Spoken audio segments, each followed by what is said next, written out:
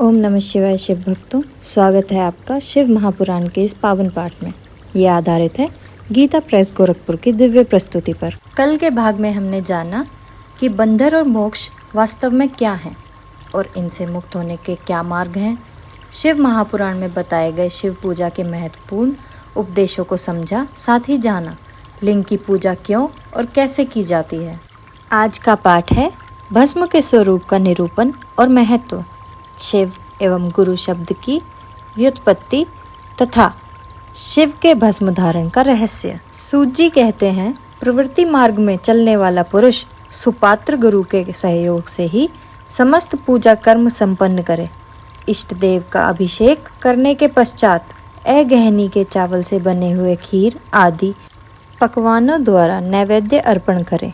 पूजा के अंत में शिवलिंग को संपुट में पधराकर घर के भीतर पृथक रख दे। जो निवृत्ति मार्गी पुरुष हैं, उनके लिए हाथ पर ही शिवलिंग का पूजा का विधान है।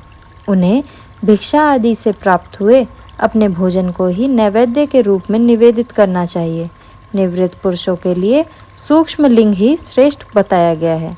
वे विभूति के द्वारा पूजन करें और विभूति को ही नैवेद्य के रूप में निवेदित भी करें। पूजा करके उस लिंग को सदा अपने मस्तक पर धारण करें। विभूति 3 प्रकार की बताई गई है: लोकाग्नि जनित, वेदाग्नि जनित और शिवाग्नि जनित। लोकाग्नि जनित या लौकिक भस्म को द्रव्यों की शुद्धि के लिए लाकर रखें। मिट्टी, लकड़ी और लोहे के पात्रों की, धान्यों की, तिल आदि द्रव्यों की, वस्त्र आदि की तथा पर्युषित वस्तुओं की भस्म से शुद्धि होती है। कुत्ते आदि से दूषित हुए पात्रों की भी भस्म से ही शुद्धि मानी गई है।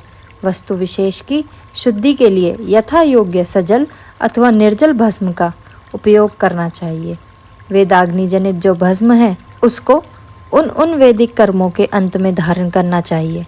मंत्र और क्रिया से जनित जो होम कर्म है, वह अग्नि के भस्म का रूप धारण करता है। उस भस्म को धारण करने से वह कर्म आत्मा को आरोपित हो जाता है।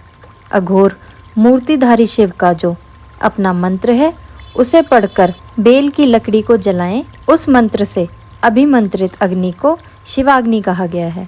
उसके द्वारा जले हुए काष्ठ का जो भस्म है, वह शिवाग्नि जनित है। कपिला गाय के गोबर अथवा गाय मात्र के गोबर को तथा शमी, पीपल, पलाश, बड़, अमलतास और बेर, इनकी लकड़ियों को शिवाग्नि से जलाएं।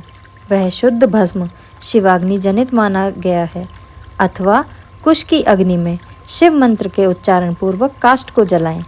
फिर उस भस्म को कपड़े से अच्छी तरह छानकर नए घड़े में भरकर रख दें। उसे समय समय पर अपनी कांति या शोभा की वृद्धि के लिए धारण करें। ऐसा करने वाला पुरुष सम्मानित एवं पूजित होता है। पूर्व काल में भगवान शिव ने भस्म शब्द का ऐसा ही अर्थ प्रकट किया था। जैसे राजा अपने राज्य में सारभूत कर को ग्रहण करता है, जैसे मनुष्य सस्य आदि को जलाकर उसका सार ग्रहण करते हैं, तथा जैसे जठरानल नाना प्रकार के भक्ष्य भोज्य आदि पदार्थों को भारी मात्रा में ग्रहण करके जलाकर सारतर वस्तु ग्रहण करता और उसका सारतर वस्तु से स्वदेह का पोषण करता है, उसी प्रकार प्रपंचकर्ता परमेश्वर शिव ने भी अपने आधेय रूप से विद्यमान प्रपंच को जलाकर भस्म रूप से उसके सार तत्व को ग्रहण किया है। प्रपंच को दग्ध करके शिव ने उसके भस्म को ही अपने शरीर पर लगाया है। राख, भभूत पोतने के बहाने जगत के सार को ही ग्रहण किया है। अपने शरीर में अपने लिए रत्न स्वरूप भस्म को इस प्रकार स्थापित किया है। आकाश के सार तत्व को केश, वायु के सार तत्व से मुख, अग्नि के सार तत्व से हृदय, जल के सार तत्व से कटिभाग और पृथ्वी के सार तत्व से घुटनों को धारण किया है। इसी तरह उनके सारे अंग विभिन्न वस्तुओं के सार रूप हैं। महेश्वर ने अपने ललाट में तिलक रूप से जो त्रिपुंग धारण किया है, वह ब्रह्मा, विष्णु और रुद्र का सार तत्व है। वे इन सब वस्तुओं को जगत के अभ्युदय का हेतु मानते हैं। इन भगवान शिव ने ही प्रपंच के सार सर्वस्व को अपने वश में किया है, अतः इन्हें अपने वश में करने वाला कोई दूसरा नहीं है। जैसे समस्त मृगों का हिंसक मृग सिंह कहलाता है और उनकी हिंसा करने वाला दूसरा कोई मृग नहीं है, अतएव उसे सिंह कहा गया है। शकार का अर्थ है नित्य सुख एवं आनंद, इकार का अर्थ है पुरुष एवं वकार का अर्थ है अमृत स्वरूपा शक्ति। इन सब का सम्मिलित रूप ही शिव कहलाता है। अतः इस रूप में भगवान शिव को अपना आत्मा मानकर उनकी पूजा करनी चाहिए। अतः पहले अपने अंगों में भस्म मलें, फिर ललाट में उत्तम त्रिपुंग धारण करें।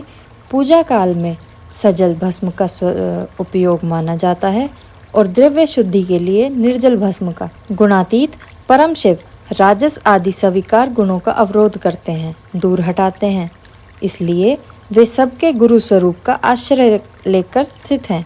गुरु विश्वासी शिष्यों के तीनों गुणों को पहले दूर करके फिर उन्हें शिव तत्व का बोध कराते हैं, इसीलिए गुरु कहलाते हैं। गुरु की पूजा परमात्मा शिव की ही पूजा है। गुरु के उपयोग से बचा हुआ सारा पदार्थ आत्मशुद्धि कराने वाला होता है। गुरु की आज्ञा के बिना उपयोग में लाया हुआ सब कुछ वैसा ही है जैसे चोर चोरी करके लाई हुई वस्तु का उपयोग करता है। गुरु से भी विशेष ज्ञानवान पुरुष मिल जाए तो उसे भी यत्नपूर्वक गुरु बना लेना चाहिए। अज्ञान रूपी बंधन से छूटना ही जीव मात्र के लिए साध्य पुरुषार्थ है। अतः जो विशेष ज्ञानवान है वही जीव को उस बंधन से छुड़ा सकता है। जन्म मरण रूप द्वंद्व को भगवान शिव की माया ने ही अर्पित किया है। जो इन दोनों को शिव की माया को ही अर्पित कर देता है वह फिर शरीर के बंधन में नहीं पड़ता। जब तक शरीर रहता है तब तक वो क्रिया के ही अधीन है। वह जीव बद्ध कहलाता है। स्थूल, सूक्ष्म और कारण तीनों शरीरों को वश में कर लेने पर जीव का मोक्ष हो जाता है, ऐसा ज्ञानी पुरुषों का कथन है। माया चक्र के निर्माता भगवान शिव ही परम कारण है। वे अपनी माया के दिए हुए द्वंद्व का ही स्वयं ही परिमार्जन करते हैं।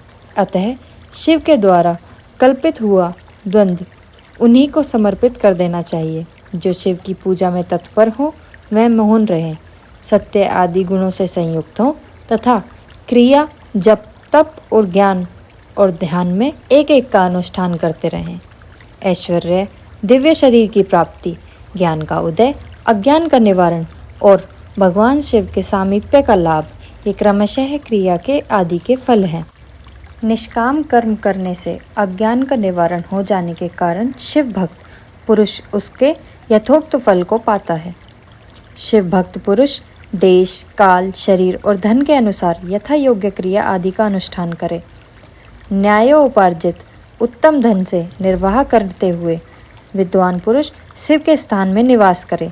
जीव हिंसा आदि से रहित और अत्यंत क्लेश शून्य जीवन बिताते हुए पंचाक्षर मंत्र के जप से अभिमंत्रित अन्न और जल को सुख स्वरूप माना गया है। अथवा कहते हैं कि दरिद्र पुरुष के लिए भिक्षा से प्राप्त हुआ अन्न ज्ञान देने वाला है।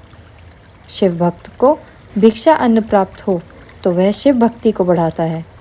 शिव योगी पुरुष भिक्षा अन्न को शंभु सत्र कहते हैं। जिस किसी भी उपाय से जहाँ कहीं भी भूतल पर शुद्ध अन्न का भोजन करते हुए सदा मौन भाव से रहे और अपने साधन का रहस्य किसी पर प्रकट ना करे, भक्तों के समक्ष ही शिव ने महात्म्य को प्रकाशित करे। शिव मंत्र के रहस्य को भगवान शिव ही जानते हैं, दूसरा कोई नहीं। यह अध्याय हमारा यहीं समाप्त होता है। कल हम पढ़ेंगे पार्थिव लिंग के निर्माण की रीति तथा वेद मंत्रों द्वारा उसके पूजन का विस्तृत एवं संक्षिप्त विधि का वर्णन। अगर आपको यह अध्याय पसंद आया हो तो लाइक और सब्सक्राइब ज़रूर करें। इससे हमें ज्ञान को दूसरों तक पहुंचाने में मदद मिलती है। हर हर महादेव।